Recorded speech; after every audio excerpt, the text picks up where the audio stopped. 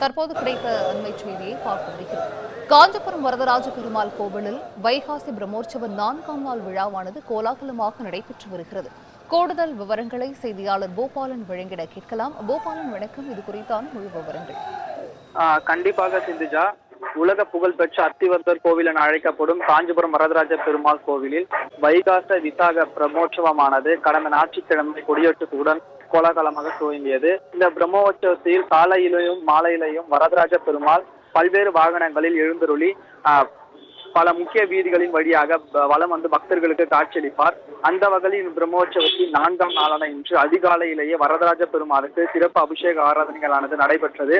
அது முடிந்தவுடன் வரதராஜ பெருமாளுக்கும் பூதேவி தாயார்களுக்கும் பட்டாடை உடுத்தப்பட்டு வண்ண வண்ண மலர்களால் அலங்கரிக்கப்பட்டனர். பின்னர் வைடூரிய திரு ஆபரணங்கள் அணிவித்து ஸ்ரீதேவி பூதேவி தாயாருடன் 9 தலை கொண்ட சேஷ வாகனத்தில் அமர்ந்தது போல எழுந்தருளி பக்தர்களுக்கு காட்சியளித்தார்.